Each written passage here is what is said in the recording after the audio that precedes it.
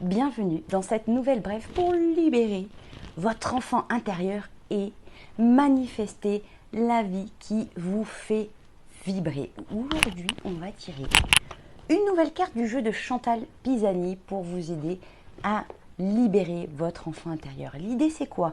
L'idée, c'est de vous créer des déclics pour vous aider à transformer votre vie. Peut-être qu'il y a quelque chose de grippé, peut-être que vous êtes dans le brouillard, que vous êtes perdu, que vous ne savez plus où aller.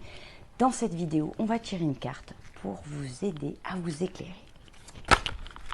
Et ben, aujourd'hui, nous avons une carte tremplin. Tremplin pour vous aider à décoller beaucoup plus haut que vous ne le feriez toute seule et par vous-même. La carte du jour nous dit: tu cherches à t'inventer un monde extraordinaire, mais tu es un être extraordinaire et unique. Accueille cette part de toi et accueille la vie, et la vie te sera merveilleuse. En accueillant cette part de toi qui est déjà extraordinaire aujourd'hui, ta vie deviendra merveilleuse.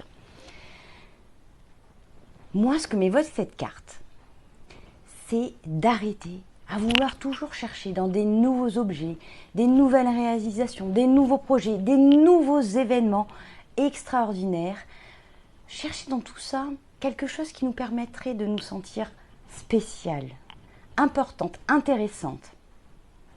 L'idée, c'est de pouvoir regarder déjà aujourd'hui où est-ce que l'on rayonne déjà, où est-ce qu'on apporte de la lumière aux gens autour de nous.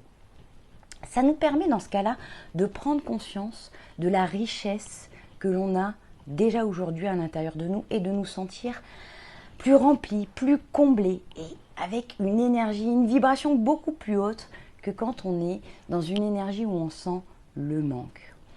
Quand on vibre plus haut, que l'on sent déjà comblé, on va attirer naturellement et paradoxalement beaucoup plus de choses et de bonheur à nous. Un outil qui m'aide beaucoup, dont je me suis beaucoup servi dans ce cas-là, c'est le journaling. C'est top pour ancrer des nouvelles habitudes de pensée en notant chaque jour, en fin de journée, sur un petit journal qui n'est qu'à vous, en quoi on a été extraordinaire aujourd'hui, même si c'est dans des petites choses du quotidien, des petites choses que l'on fait déjà régulièrement, mais qui nous ont apporté de la lumière, dont on est fier, qui ont rayonné autour de nous par rapport à des gens autour. Ça peut être simplement d'avoir réussi à faire un sourire à des gens en passant et de ne pas être juste dans nos pensées. Ça peut être simplement d'avoir fait la démarche, d'être allé voir quelqu'un pour lui dire bonjour, d'avoir passé un appel pour garder une connexion, un lien. On oublie à quel point toutes ces petites choses du quotidien que l'on entretient plutôt qu'une chose extraordinaire, c'est ça. C'est ça qui fait le bonheur de la vie, c'est ça qui entretient des relations, des liens, du bien-être à l'intérieur de nous. Et pour celles qui se diraient en fin de journée, j'essaie, mais vraiment rien ne me vient, je n'arrive pas à voir en quoi j'ai pu être rayonnante aujourd'hui, je n'ai fait que des choses simples, je n'ai fait que des petites habitudes du quotidien. Demandez de l'aide autour de vous. Allez choisir des gens bienveillants.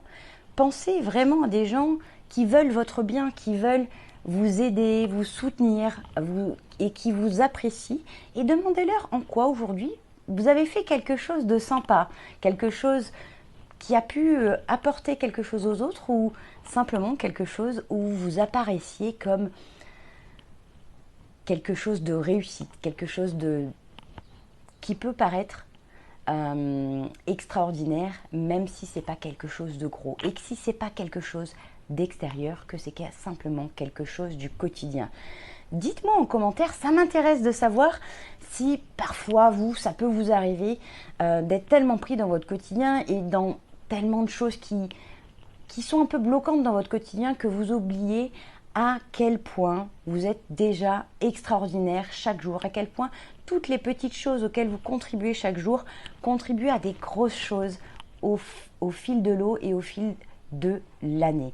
Dites-moi comment vous voyez les choses et si vous avez déjà pratiqué le journaling comment vous l'avez vécu, quelles sont vos victoires là-dedans.